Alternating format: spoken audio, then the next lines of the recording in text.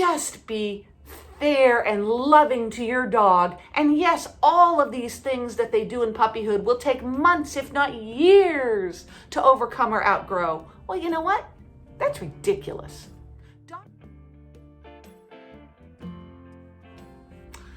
Hey friends, it's me, Hillary at Good Wellesley Dog Training. Thank you for tuning in once again and joining me for another video. Today, I'd like to have a little discussion about what has happened to common sense in regard to how we raise our dogs. What do I mean by that? Well, it's pretty similar to what, as a teacher, and many of you who followed me for a long time know that I've been a preschool teacher for 25 years and also a parent of 5 sons for well over 30 years now.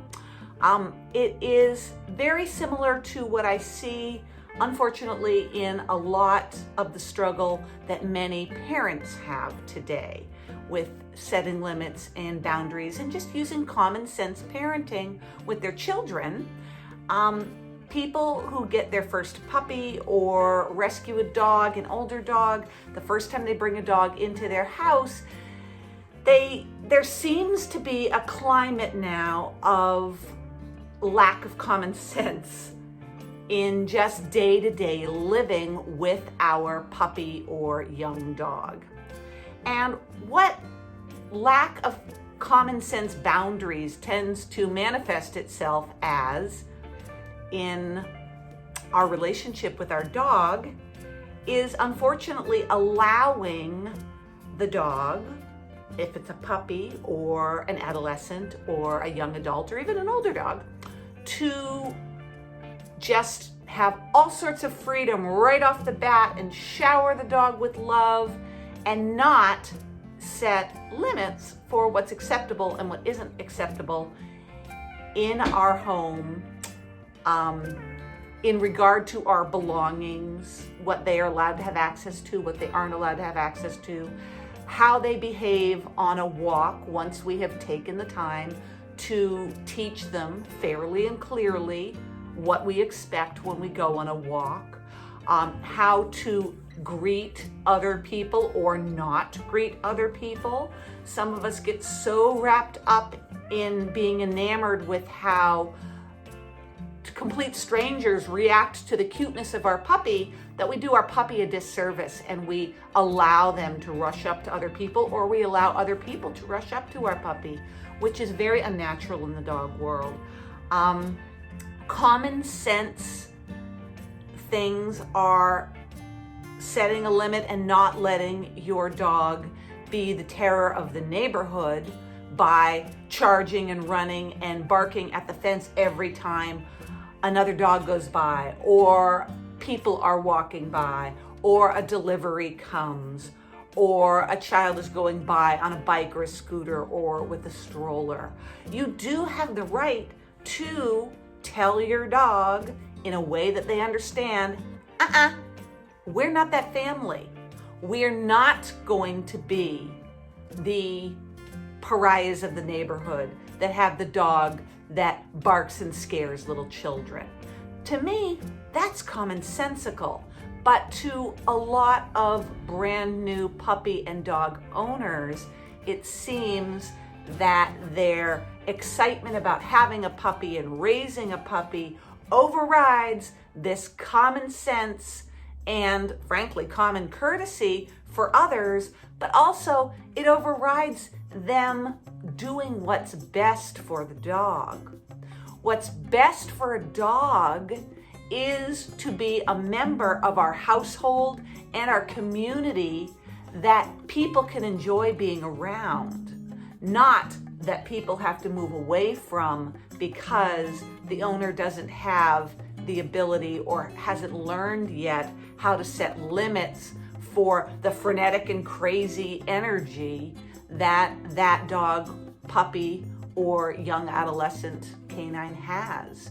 Yeah, there's some skills that you have to learn, and there's an awful lot of advice that's available for free on the internet. But there's also, friends, an awful lot of really poor advice that sounds really good, but does not work because the dog doesn't understand it. What I'm talking about is the constant just message of rescue the dog, love the dog, shower it with praise and affection, and in return it will want to please you and be a nice member of society. Dogs don't think that way. That's not how it works. And I know I'm touching on a lot of the themes that I've touched on in many of my videos and many of my written dog tip posts, but it's all one big picture, people. Dogs do not come into our homes because they want to please us. Dogs, by their very nature, for survival, are going to do what works for them. If what works for them, because you don't set any common sense limits, is entertaining themselves by charging at the fence, by being over-adrenalized and overexcited on leash, and trying to get themselves to interact with other dogs who aren't really interested in it. If what works for them is relieving the pain of puppy teething by putting their mouth on every piece of furniture, every piece of woodwork, every human's possession that has been left within their reach, if that's what works for them, that's what they're going to do. But if it doesn't work for them because you have set clear limits and been fair, no dog, you may not chew on those shoes. No dog, you may not rush out the front door because that's not safe to you, nor is it socially acceptable to someone coming to our front door. No dog, you may not jump up on visitors because you're over-adrenalized and excited to see them, because it's socially unacceptable and could scare or even hurt small children, the elderly, people who just aren't dog people. We can't allow our dog, just because they're young, to do all of these behaviors. And new pet owners are not being given common sense dog training and strategies for living with your dog to stop them from doing all of these negative behaviors. All they're being told by frankly the number one most popular trainer, and I'm not going to mention any names, on the internet is just be fair and loving to your dog. And yes, all of these things that they do in puppyhood will take months, if not years, to overcome or outgrow. Well, you know what? That's ridiculous. Dogs don't have that many years with us. The bigger the breed, sometimes they have less than 10 years. Do you want them to spend their entire lifetime not only being the neighborhood pariah, but being a dog in your family that your kids don't want to be with because it's constantly knocking them over, or worse, nipping at and biting? Common sense dictates that we don't let our dog engage in unwanted behaviors so that we can enjoy being with our dog and our dog can enjoy being with us. So set limits. Do say no to your dog. Do praise them for behavior that you do like, but you're already doing that. I don't need to tell anybody how to give more love and affection. I get contacted because people don't know the other side of the coin, which is, how do I set limits and get my dog to stop doing this? Because it's embarrassing, or it's dangerous, or it's driving us crazy, and we can't live with it anymore.